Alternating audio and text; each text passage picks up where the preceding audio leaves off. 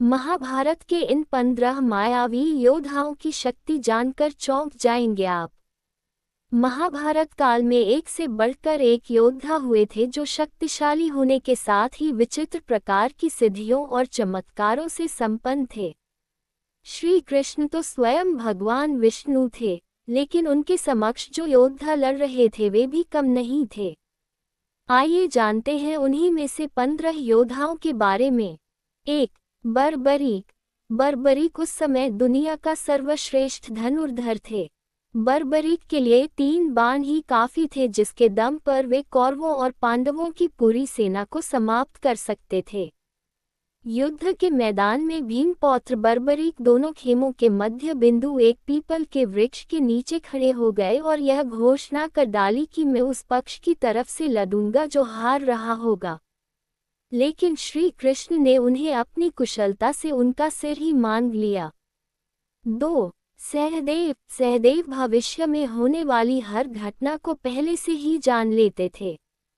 वे जानते थे कि महाभारत का युद्ध होने वाला है और कौन किसको मारेगा और कौन विजयी होगा। लेकिन श्री कृष्ण ने उसे शाप दिया था कि अगर वह इस बारे में लोगों को बताएगा तो उसकी मृत्यु हो जाएगी। 3. अश्वत्थामा। गुरु द्रोणाचार्य के पुत्र अश्वत्थामा हर विद्या में पारंगत थे।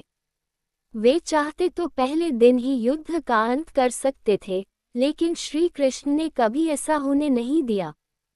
कृष्ण ये जानते थे कि पिता पुत्र की जोड़ी मिलकर ही युद्ध को समाप्त कर सकती है। 4. संजय। महाभारत युद्ध में संजय वेदादि विद्याओं का अध्ययन करके वे धृतराष्ट्र की राजसभा के सम्मानित मंत्री बन गए थे। आज के दृष्टिकोण से वे टेलीपैथिक विद्या में पारंगत थे। कहते हैं कि गीता का उपदेश 2 लोगों ने सुना, एक अर्जुन और दूसरा संजय। 5.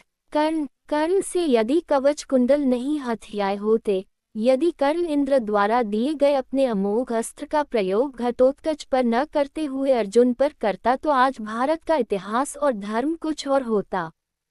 6. घटोत्कच। बताया जाता है कि कद काठी के हिसाब से भीमपुत्र घटोत्कच इतना विशालकाय था कि वह लात मारकर रथ को कई फुट पीछे फेंक देता था और सैनिकों तो वह अपने पैरों तले कुचल देता था। भीम की असुर पत्नी हिडिंबा से घटोत्कच का जन्म हुआ था। 7. भीम।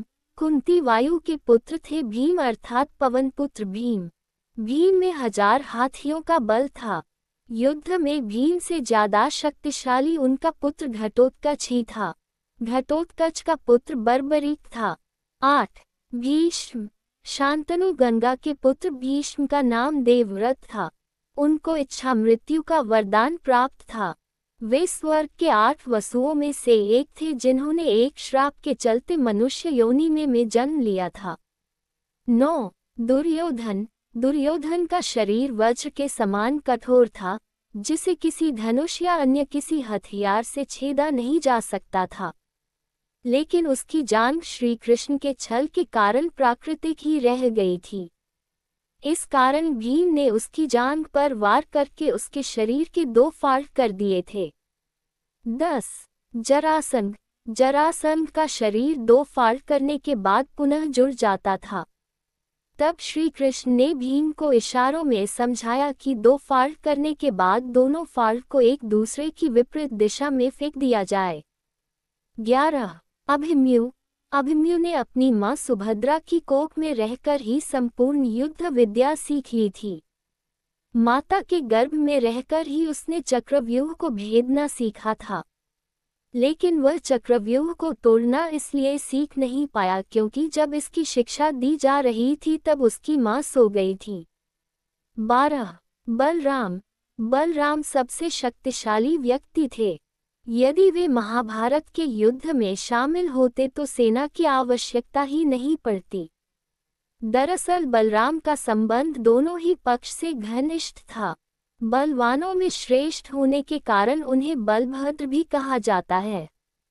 कहते हैं कि जब दुर्योधन ने श्री कृष्ण पुत्र सांब को बंदी बना लिया था तो बलराम ने अपने हल से हस्तिनापुर की धरती को हिलाकर चेताया था कि यदि समझौता नहीं किया तो इस नगरी को उखाड़कर फेंक दूंगा। दुर्योधन हर के इस भूकंप से डर गया था। 13 इरावन। ये सुनने में अजीब है कि युद्ध के लिए अर्जुन के बेटे इरावन की बलि दी गई थी। बलि देने से पहले उसकी अंतमी इच्छा थी कि वह मरने से पहले शादी कर ले। लेकिन इस शादी के लिए कोई भी लड़की तैयार नहीं थी क्योंकि शादी के तुरंत बाद उसके पति को मरना था। इस स्थिति में भगवान कृष्ण ने मोहिनी का रूप लिया और इरावन से न केवल शादी की बल्कि एक पत्नी की तरह उसे विदा करते हुए रोए भी। यही इरावन आज देश भर के किन्नरों का देवता है। 14 शकुनी। शकुनी ऐसा किरदार था जिसके पासे उसकी ही बात मानते थे। युद्ध में शकुनी ने श्री कृष्ण और अर्जुन को मोहित करते हुए उनके विरुद्ध कई तरीकों से माया का प्रयोग किया था। शकुनी की माया से अर्जुन की ओर हजारों तरह के हिंसक पशु दौड़ने लगते थे। आसमान से लोगों के गोले और पत्थर गिरने लगे थे। कई तरह के अस्त्र शस्त्र सभी दिशाओं से आने लगते थे। अर्जुन इस माया जाल से कुछ समय के लिए तो घबरा गए थे, लेकिन उन्होंने दिव्यास्त्र का प्रयोग कर इसको काट दिया था। 15 एकलव्य। एकलव्य का नाम तो सभी ने सुना होगा। एकलव्य अपनी विस्तारवादी सोच के चलते जरासंध से जा मिला था। जरासंध की सेना की तरफ से उसने मथुरा पर आक्रमण करके यादव सेना का लगभग सफाया कर दिया था। इसका उल्लेख विष्णु पुराण और हरिवंश पुराण में मिलता है। कहते हैं कि महाभारत के युद्ध के पहले श्री कृष्ण ने एकलव्य को भी युद्ध करके निपटा दिया था, अन्यथा वह महाभारत में कोहराम मचा देता। एकलव्य के वीरगति को प्राप्त होने के बाद उसका पुत्र केतुमान सिंहासन पर बैठता है और वह कौरवों की सेना की ओर से पांडवों के खिलाफ लड़ता है। महाभारत युद्ध में वह भीम के हाथ से मारा जाता है।